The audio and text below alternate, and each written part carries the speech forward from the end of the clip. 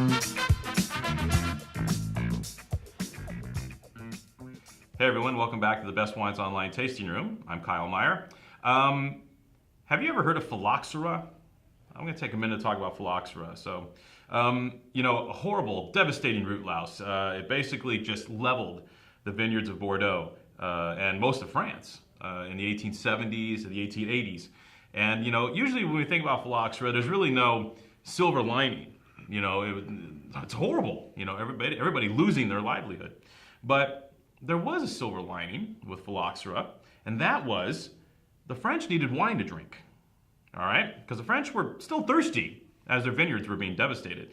So I think the Rioja has to, even though phylloxera did fight its way there eventually, Rioja has a little bit to thank phylloxera about, because basically the French came to Rioja in the late 1800s and said, we're thirsty. And if we teach you like how to make wine and do stuff and make it happen for us, will you make wine? And Rioja said, "Si." And the rest is history. So, Olivier, welcome. Olivier Gailly, area manager for Osborne, one of the largest quality wine and spirits companies in Spain. Yeah. And Olivier is here to tell us a little bit about Bodegas Montecillo. And the reason I brought up this whole phylloxera thing, because I saw the bodega was founded in 1874. Which is right around this time. There was a lot of action going on in Rioja at this time. A lot of new energy, a lot of new blood, inspired, I think, in part by the French coming down and doing their thing. And a lot of the great bodega estates that we see today were kind of started around that time. And you have to put Bodegas Montecillo in with those estates. This is a great estate with a bunch of tradition and history. Olivier, welcome. Thank you. I want to talk a little bit about. One thing we haven't discussed a lot here in the tasting room is kind of the whole, process. How does Bodegas Montecillo make these wines? For example, when we go from Crianza to Reserva to Gran Reserva, how much of that work is done in the vineyard at the bodega? How much of it is done in the winery? How much of it is done? Let's start with Crianza. What's a Crianza wine at Bodegas Montecillo? So a Crianza first in Rioja, it's a gauge of quality because you need to age the wine a minimum of 1 year in oak barrel and 1 year in the bottle at the bodega, at the winery. At Montecillo, one of our rules for all our red wines is to age our wine a little bit over that minimum regulation. So for example, the Crianza 2009 we have here, the red label is aged 14 months in 100% American oak, and then 1 year in the bottle at the winery. It's really typical to use American oak. Huh? Traditionally, Rioja has used a lot of American oak, and mainly for the Crianza. Crianza here is a wine which is 100% Tempranillo, which is the main grape you find in Rioja. Tempranillo is a grape with a lot of fruits, a lot of cherry flavors, aromas, and our Crianza is really the right balance between the oak and the fruit, keeping all that fruitiness you want to have in a Crianza wine. Mm-hmm. So the idea is to use American oak, but in that case, no new oak, very neutral oak, to keep this fruitiness and have a great balance between the oak and the fruits. So Montecillo's Crianza is 100% Tempranillo. That's kind of rare. Usually there's a little plenty grape in there. Is that part of the mantra of the bodega? It is very much. So as you mentioned, the Navarras family started Bodegas Montecillo in 1874, and since that date, they've always used 100% Tempranillo in all our reds. Wow. And when the Osborne family bought over the winery from the Navarras family in 1973, they always kept this tradition of having 100% Tempranillo and keeping the style of the wine with a lot of tradition, adding some more innovation over the years in the winemaking techniques. Do they source from vineyards all around Rioja? Because there's a couple different places in Rioja, right? We have Rioja Alavesa, we have Rioja Alta, and Rioja Baja, three different kind of particular zones. Three different zones in the Rioja. So Rioja is north of Spain. You are really, we have influences of the Mediterranean Sea and the Atlantic Ocean. And Bodegas Montecillo source fruits 100% only from Rioja Alta. which is considered probably the some part of the Rioja the best region in Rioja. The main differences between the others, we have a little bit more influence from the Atlantic Ocean. We are higher in altitude, so we have cooler nights, which is really good for the balance of the wines later on, and lower alcohol in the blend. And the soil is a majority of clay with a lot of iron, which give a great color to the wine, and a good acidity in our wine. So really very elegant style wine in Rioja Alta, and very much the case here with Tempranillo and Montecillo wines. Does the extra aging make it more drinkable sooner? Yeah, that's the beauty of Rioja. You age your wine minimum of 2 years for the Crianza, minimum of 3 years for the Reservoir, and minimum of 5 years for Gran Reserva. So when you open a bottle of Rioja in general, and very true with Montecillo, you have a wine which is ready to drink, enjoyable, which is what we want. Yeah, it's delicious already. How long do you think that'll continue? You get another half dozen years out of it, but yeah, so Crianza is 09. 2009 was a really good vintage. It's wine you can age a few more years.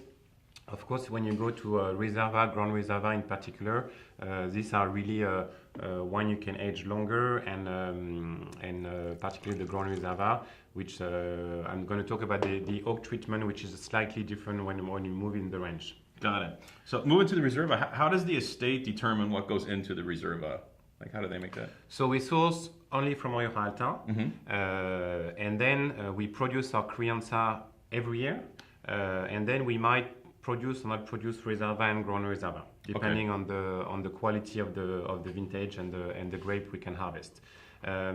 So we have different vineyard selections. We work with a lot of partners, and that's a really good strength with Osborne family, is to have long-term partners with growers.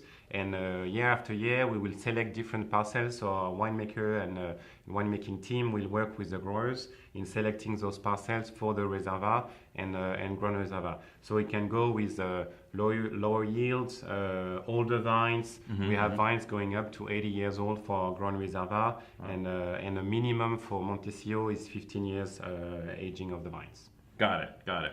So for here, this is kind of like a in-between vineyard selection, or is it more of a barrel selection? Like, when do they determine this is going to be the Reserva? So we start in the vineyards, like every good wine. A lot of work is done in the vineyards, and then when it comes to the winery, after this first selection, it goes into the aging.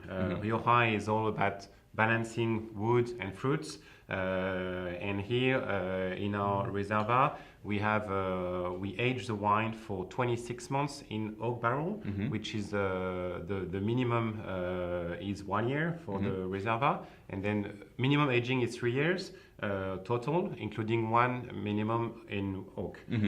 For Montecillo, Reserva 2008 is 26 months in oak. Mixed French and American, about 60% American, 40% French, and a portion of this oak barrel are new oak.